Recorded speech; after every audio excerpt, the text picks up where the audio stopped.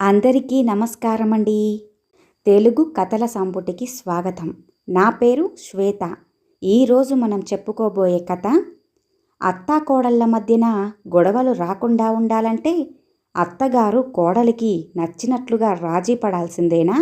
ఒకవేళ కోడలికి నచ్చినట్లుగా అత్తగారు ఉండకపోతే ఆవిడ పరిస్థితి, ఆవిడ భవిష్యత్తు ఎలా ఉండబోతుంది అనేది ఈ కథలో మనం తెలుసుకుందామండి. మరి ఈ కథ పేరు దూరపు కొండలు. రచించిన వారు ఏ రాజరాజేశ్వరి గారు. కథలోనికి వెళ్లే ముందు మన ఛానల్ని మొదటిసారిగా చూస్తున్న వారైతే సబ్స్క్రైబ్ చేసుకోవడం మర్చిపోకండి. కథను పూర్తిగా విన్న తర్వాత లైక్ చేయడం, షేర్ చేయడం అస్సలు మర్చిపోవద్దండి. ఇంకెందుకండి ఆలస్యం, కథలోనికి వెళ్ళిపోదాం. ఆటో ఆగిన చప్పుడు అవ్వటంతో సీతాలక్ష్మి ఎవరొచ్చారా అని తొంగి చూసింది. ఆటో పక్కింటి ముందు ఆగింది. పక్కింటి ప్రమీల కోడలు గౌతమి ఆటో నుంచి దిగుతోంది. పండగకని వారం క్రితం ఊరికెళ్ళినావిడ ఈరోజు తిరిగొచ్చినట్లుంది అనుకుంటూ సీతాలక్ష్మి భారంగా నిట్టూర్చింది. గౌతమి ఏడాదిలో 2-3 సార్లు మాత్రమే ఏ పండగకో ఏదైనా ఫంక్షన్ ఉంటేనో పుట్టింటికెళ్ళి 4 రోజులు ఉండి గడిపొస్తుంది. మిగతా సమయమంతా ఇంటి పనుల్లో అత్తగారికి చేదోడు వాదోడుగా ఉంటుంది.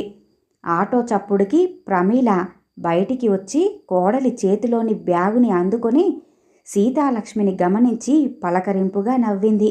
వదినా, నీకు తీరిక దొరికితే ఒకసారి ఇంటికి రా అంటూ లోపలికి వెళ్ళబోతూ అందావిడ. సీతాలక్ష్మి అంగీకారంగా తల ఊపింది. సాయంత్రం వస్తాలే. మా కోడలు సుజన సాయంత్రం ఆఫీసు నుండి వాళ్ళ పుట్టింటికి వెళ్ళి రాత్రికొస్తుంది. అప్పుడు వచ్చానంటే నాకు కూడా టైంపాస్ అవుతుంది అందావిడ. ప్రమీల వచ్చే నవ్వునే బిగబట్టి, సరే కోడలిప్పుడే వచ్చింది కదా, ఉంటానికా, పనుంది నాకు అంటూ లోపలికి వెళ్ళిపోయిందావిడ. ప్రమీల నవ్వుకుంటూ వెళ్ళటం సీతాలక్ష్మి దృష్టిని దాటిపోలేదు. ఇలాంటి జీవితం గడపటం తన స్వయంకృతం. కొడుకు, కోడలు, మనవలు అందరూ ఉండి కూడా రోజంతా ఒంటరిగా గడపటం ఈ వయసులో ఒక రకమైన పనిష్మెంటే ఇది. తన కొడుక్కి ఉన్న ఊర్లోనే సంబంధం దొరికిందంటే బంధువులు, స్నేహితులు అందరూ తనని రకరకాలుగా కామెంట్లు చేశారు. తను కూడా సుజన అందం, అణకువ అన్నీ చూసి మురిసిపోయింది. తనకు తగ్గ కోడలు వస్తుందని. చక్కటి ఉద్యోగం ఉంది. కొడుక్కి ఈడు జోడుగా బాగా కుదిరింది. వియ్యాల వారికి ఒక్కతే కూతురు. కొడుకు అమెరికాలో ఉన్నాడు. అతడికి వీలు కుదిరినప్పుడే ఏ 2 ఏళ్లకో ఏ 3 ఏళ్లకో వచ్చిపోతూ ఉంటాడు తల్లిదండ్రులను చూడటానికి. అందుకే అన్ని విధాలా బాగున్న సంబంధం కాబట్టి కట్న కానుకల ప్రసక్తి లేకుండానే కోరి కోరి కోడలిని చేసుకుంది. ఊర్లోనే పుట్టిల్లు కాబట్టి ప్రమీల కోడలిలా కాకుండా రోజుల తరబడి వెళ్ళి అక్కడ ఉండిపోవక్కర్లేదు. ఉద్యోగస్తురాలు కాబట్టి ఎలాగూ బిజీగానే ఉంటుంది. పుట్టింటికి వెళ్ళాలనుకుంటే ఏ సెలవు రోజో వాళ్ళమ్మని చూడటానికి వెళ్ళి అదే రోజు సాయంత్రం వరకే తిరిగి వస్తుంది అని భావించింది అత్తగారు. కూతుళ్ళు లేని తనకి ఆ లోటు తీరుస్తూ ప్రతి పనిలోనూ అండగా ఉంటుందని సంబరపడిపోయింది. కోడలిగా అడుగుపెట్టిన రోజే బుజ్జగిస్తూ చెప్పింది కోడలికి, తనకి ఆడపిల్లలంటే ఎంత అపురూపమో, తనలో అత్తని కాకుండా అమ్మని చూడమని, అమ్మాయి లేని కొరతని తీర్చమని, ఇద్దరం మంచి స్నేహితురాళ్లలా ఉందామని చెప్పింది కోడలికి. అత్తగారి వైపు తెల్లబోయి చూసిన కోడలు సుజన ఆవిడ ఆర్తిని అర్థం చేసుకొని భరోసా ఇస్తున్నట్లుగా నవ్వింది. ఇది మాటల వరకే కాదు, చేతలలో కూడా చూపిస్తుంది కోడలు. తనతో ఏనాడు పోట్లాడదు. ప్రతి విషయాన్ని చర్చిస్తుంది. అడగకుండానే ఖర్చులకు ఉంచుకోమని డబ్బు పెద్ద మొత్తంలోనే చేతికి అందిస్తుంది. అంతా బాగానే ఉంది. కానీ ఆ ఒక్క విషయమే సీతాలక్ష్మి మనసుని సమాధానపరుచుకోలేకపోతుంది. అప్పటికీ మనసాగక సుజనతో 1-2 సార్లు సౌమ్యంగా నచ్చజెప్పి చూసింది. దానికి సుజన అవును కాదు అని జవాబివ్వకుండా తను చేయాల్సింది తను చేసుకుంటూ పోతుంది. ఎన్నాళ్ళిలా?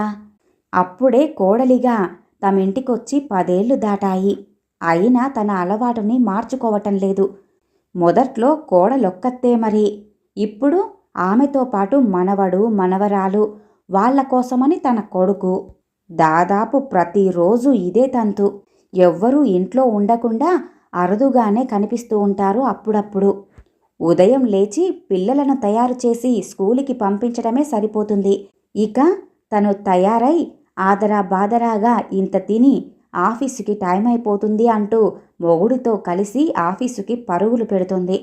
రోజు ఇదే దినచర్య కావటంతో పనికి సాయంగా ఉంటుందని అడిగినంత డబ్బిచ్చి పని మనిషిని పెట్టుకుంది తను. ఆ పని మనిషి జీతాన్ని కోడలే భరిస్తుంది కాబట్టి ఆ అమ్మాయిని ఆక్షేపించే అవకాశమే లేదు. సీతాలక్ష్మి బాధంతా ఇటువంటి చిన్న విషయాలకు కాదు. అసలు విషయం ఏమిటంటే ఆఫీసు స్కూల్ వేళలు తప్పించి మిగతా సమయమంతా తన కుటుంబ సభ్యులతో గడపాలని ఆవిడకుంటుంది. పిల్లలతో ముద్దు మురిపాలు పంచుకోవాలని ఆవిడ ఆశపడుతోంది. కానీ ఈ చిన్న కోరిక మాత్రం ఆమెకు గగన కుసుమమే అయ్యింది. పిల్లల స్కూలు వియ్యాల వారింటికి కొంచెం దూరంలోనే ఉంటుంది. ఆటో డ్రైవర్ పొద్దున ఇక్కడ ఎక్కించుకొని వెళ్ళిపోతాడు. కానీ సాయంత్రం సుజన పుట్టింట్లో దింపేస్తాడు పిల్లల్ని. సుజన ఆఫీసు నుంచి డైరెక్టుగా పిల్లల కోసమని తల్లిగారింటికి వెళ్ళిపోతుంది. తిరిగి 8 దాటాక తీరిగ్గా పిల్లలతో కలిసి వస్తుంది. ఒక్కో రోజు భోజనాలు అక్కడే కానిచ్చేసి వస్తున్నారు. వారి కోసం తయారు చేయించిన భోజనమంతా ఆ మర్నాడు పని మనిషికి ఇస్తుంటే ప్రాణం ఉస్సూరుమంటుంది. ఇక తనకి కూడా తినబుద్ధి కాకుండా పాలో పళ్ళతోనో సరిపెట్టుకుంటుంది. కోడలిని గట్టిగా మందలించాలంటే తనకేమో మెతకతనం. అందుకే తనలోని అసంతృప్తిని తన వరకే పరిమితం చేసుకుంది. పక్కింటి ప్రమీలతో మంచి స్నేహమే ఉంది కాబట్టి అప్పుడప్పుడు భరించలేని ఒంటరితనంతో తను ఎలా బాధపడేది ఆవిడతో చెప్పుకొని గోడు వెళ్ళబోసుకునేది. ఊర్లో ఉండే సంబంధమే చేసుకుంటే కోడలు ఎప్పుడూ నా కళ్ళ ముందే ఉంటుందని ఆశపడ్డాను. నీ కోడలే నయం. ఏడాదిలో ఏ కొన్ని రోజులో పుట్టింటికి వెళ్ళి వచ్చేస్తుంది. నట్టింట మహాలక్ష్మిలా కోడలు తిరుగుతూ ఉంటే ఎంత బాగుంటుంది. మనవల ముద్దు ముచ్చట్లు ఆటపాటలు చూడాలని ఎంతగానో అనుకుంటాను. కానీ నాకు ఆ అదృష్టమేది? నా కోడలికి పొద్దున్న ఆఫీసు హడావిడి, సాయంత్రం తల్లిగారింటికెళ్ళి ఏ రాత్రికో వస్తుంది. పిల్లలు అక్కడి నుంచి వచ్చి రాగానే నిద్ర కళ్ళతో సోలిపోతారు. పోనీ సెలవు రోజన్నా అంతా కలిసి ఉందామంటే సైట్ సీయింగ్ అనో వీకెండ్ పార్టీలు అనో ఎక్కడికెక్కడికో వెళ్ళిపోతూ ఉంటారు. ఇక నా ఆశ అందని ద్రాక్షలా ఎండ మావిలా అలాగే ఉండిపోతుంది.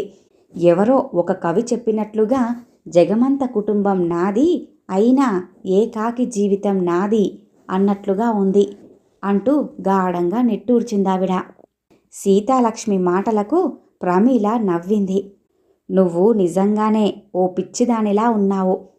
ఏ ఇంట్లో చూడు ఏముంది గర్వకారణం అన్నట్లుగా ఎక్కడ చూసినా అత్తాకోడళ్ళు ఒకరంటే ఒకరికి పడక కీచులాడుకుంటూ తమ ఆధిపత్యం నిలుపుకోవాలని చూస్తూ ఉంటారు. ఎన్ని సంవత్సరాలలో నువ్వు సుజన ఏనాడు దెబ్బలాడుకోవడం నేనైతే చూడలేదు వినలేదు. అయినా ఆ అమ్మాయికి అంత తీరిక కూడా ఉండదులే. ఇంటి పెత్తనమంతా నీ చేతుల్లోనే పెట్టి నీకు విలువని గౌరవాన్ని ఇస్తుంది. అంత మంచి కోడలు ఉన్నందుకు సంతోషించక ఇలా బాధపడతావేమిటి? పుట్టిల్లు ఊర్లోనే ఉంది కాబట్టి రోజుకొకసారి వెళ్ళి తన వాళ్ళని పలకరించి మంచి చెడ్డలు తెలుసుకొని వస్తుంది. అదీగాక ఆ అమ్మాయి అన్నయ్య అంత దూరాన ఎక్కడో అమెరికాలో సెటిల్ అయిపోయాడు. ఇక వారిని పట్టించుకునేది ఎవరు? పోనీ వాళ్ళే కొడుకు దగ్గరికి వెళ్దామంటే అక్కడి వాతావరణం పడకనే కదా వీసా గడువు కూడా పూర్తి కాకుండానే ముగియకుండానే తిరిగొచ్చేశారు. కూతురిగా వారి బాగోగులు చూసుకోవటం తప్పదు కాబట్టి రోజుకొకసారి వెళ్ళి వాళ్లను పలకరిస్తోంది. పిల్లలంటావా? అక్కడ పుట్టిన వాళ్లే. అమ్మమ్మంటే సహజంగా వాళ్లలో ప్రేమ చనువు ఉండటం సహజం. అయినా నువ్వు ఏమి అనుకోనంటే ఒక మాట చెప్తాను. మన ఆత్మగౌరవానికి మర్యాదకి భంగం కలగనంత వరకు పరిస్థితులతో రాజీ పడేంత ఉత్తమం మరొకటి ఉండదు. ఇంకో విషయం చెప్పనా? నా కోడలు ఇప్పుడు ఇంట్లో లేదు కాబట్టి నా మనసులో మాటని ధైర్యంగా నీకు చెబుతున్నాను, విను. మా గౌతమి ఎప్పుడూ కూడా నన్నంటి పెట్టుకొని నా వెనకాలే ఉంటుందని, నేను అదృష్టవంతురాలినని ఎన్నోసార్లు నువ్వు అన్నావు. అది నిజం కాదని చెప్పడానికి చిన్నతనము అనిపించి నీతో చెప్పలేకపోయాను. నిజం చెప్పాలంటే నీకున్న ఆర్థిక స్వేచ్ఛ గాని, స్వంత నిర్ణయాలు తీసుకునే హక్కు గాని, ప్రశాంత వాతావరణం కానీ నా ఇంట్లో నాకు ఎప్పుడూ లేవు.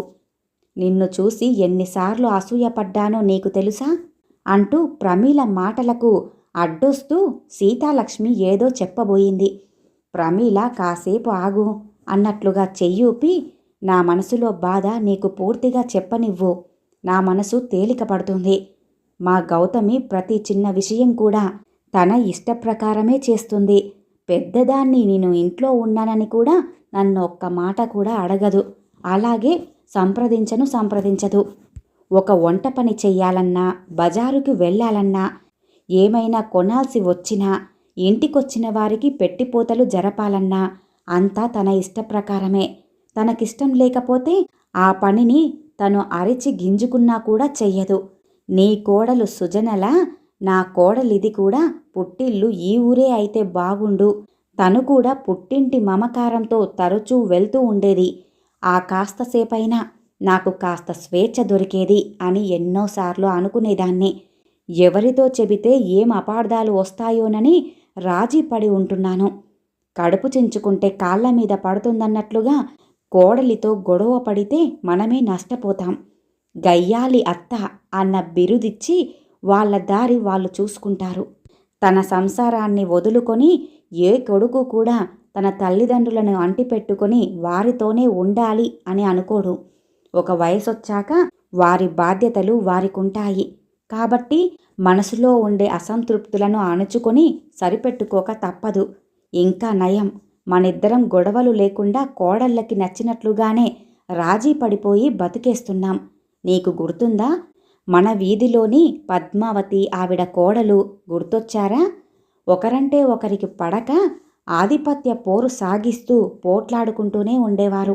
అందరూ నవ్వుకునేలా ఒకరినొకరు దూషించుకుంటూ జనాలకందరికీ కూడా కాలక్షేపాన్ని కలిగించేవారు. చివరికి ఏమైంది? ఆవిడ కొడుకు ఇద్దరితో పడలేక విసిగిపోయి గుట్టుచప్పుడు కాకుండా వేరే ఊరికి ట్రాన్స్ఫర్ చేయించుకొని భార్య పిల్లలతో వెళ్ళిపోయాడు. దీనివలన ఎవరు నష్టపోయారు?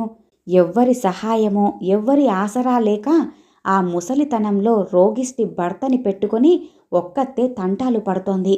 ఆలస్యంగా కళ్ళు తెరిచి తన కోడలిని సరిగ్గా చూసుకోలేకపోయానని, ఏదో ఒకటి అంటూ రెచ్చగొట్టేదాన్నని, సర్దుకొని పోతే ఏ గొడవ లేక అంతా కలిసి ఉండేవాళ్లమేగా అనుకుంటూ పశ్చాత్తాపపడుతోంది. చేతులు కాలాక ఆకులు పట్టుకుంటే ఏం లాభం? ఇదంతా నీకింత విపులంగా ఎందుకు చెప్తున్నానంటే, మనకున్న కొండంత సమస్యని కూడా ఘోరంతగా భావించుకుంటే అసంతృప్తి మన దరిదాపులకు కూడా రాదు. దూరపు కొండలు నునుపు అనుకోకుండా కొండ అద్దమందు కొంచెమై ఉండదా అనుకో. ఎంత పెద్ద సమస్య అయినా సరే అద్దంలో ఇమిడిపోయిన కొండలా మన సమస్య దూది పింజలా తేలిపోతుంది, చాలా చిన్నదైపోయి. ఇక ఆ క్షణం నుండి సమస్య నీ వైపు నుండి కాక సుజన వైపు నుండి యోచించి దానికి పరిష్కారం వెతుక్కుంటావు నువ్వే అంటూ చెప్తున్న ప్రమీల మాటలకు మంత్రముగ్ధలా వింటుంది సీతాలక్ష్మి. ఆమె పెదవులు చిరునవ్వుతో విచ్చుకున్నాయి. చాలా థ్యాంక్స్ ప్రమీల. ఇంత ఆలస్యంగానైనా నా కర్తవ్యం నాకు అర్థమైంది. సమస్యని బాగా విశ్లేషించి పరిష్కారాన్ని నాకే వదిలేశావు. ఇప్పటి నుంచి ప్రతిరోజు కాకపోయినా నేను కూడా ఎప్పుడో ఒకప్పుడు మా వియ్యాల వారింటికి వెళ్తూ నా మనవల ముద్దు ముచ్చట్లతో పాలు పంచుకుంటాను. ఇన్ని రోజులు వాళ్ళంతా ఒక్కటి నేనే వేరు అని అనుకుంటూ ఆత్మన్యూన్యతా భావంతో దూరంగా ఉన్నాను. మా వియ్యాల వారిని కూడా తరచూ మా ఇంటికి రమ్మని ఆహ్వానిస్తే అంతా నా కళ్ళ ముందరే ఉంటారు. అప్పుడే దెబ్బకి నాలో ఉన్న దిగులు, ఒంటరితనం అనే దయ్యం నన్నొదిలి పారిపోతాయి. అంది నవ్వుతూ సీతాలక్ష్మి. ప్రమీల కొంటెగా నవ్వింది. నువ్వు మిత్రలాభం అనే దాని గురించి ఆలోచించి నీ జీవితంలో కోరుకున్నది దొరికినందుకు ఆనందం నువ్వే పొందుతావు. మరి నేను కొంచెం స్వేచ్ఛావాయువులు పీల్చటానికి నా కోడలిని అప్పుడప్పుడు బయటికి పంపించాలంటే మిత్రభేదం అనే దాని గురించి ఆలోచించాల్సొస్తుంది అంది ప్రమీల. ఆ మాటలకు సీతాలక్ష్మి తన వయసుని కూడా మర్చిపోయి విరగబడి నవ్వింది. సంతోషంగా నవ్వుతున్న సీతాలక్ష్మిని చూసి ప్రమీల కూడా ఆమె నవ్వుతో శృతి కలిపింది. ఈ కథ ఇంతటితో సమాప్తమండి. విన్నారుగా. కోడలు చాలా మంచిదే, అత్తగారిని బాగా చూసుకుంటుంది. కానీ కోడలు రోజు పుట్టింటికి వెళ్తుందన్న ఒకే ఒక సమస్యను మనసులో పెట్టుకుని బాధపడుతున్న అత్తగారికి ప్రమీల ఎలా కనువిప్పు తెప్పించిందో. కొన్ని విషయాలలో అత్తగారులు కూడా ఓపికగా ఉంటే నిజంగానే ఆ ఇళ్లల్లో గొడవలు జరగవు. మరి ఈ కథ గనుక మీకు నచ్చినట్లయితే లైక్ చేయండి, షేర్ చేయండి, అలాగే సబ్స్క్రైబ్ చేసుకొని మన ఛానల్ని ఎంకరేజ్ చేయండి. మీ యొక్క విలువైన అభిప్రాయాలను కూడా కామెంట్ రూపంలో తెలియజేయండి. ఇంత మంచి కథను మనకు అందజేసిన రాజరాజేశ్వరి గారికి ధన్యవాదాలు తెలియజేసుకుంటున్నానండి. మరొక మంచి కథతో మళ్ళీ కలుద్దామండి. నమస్కారం.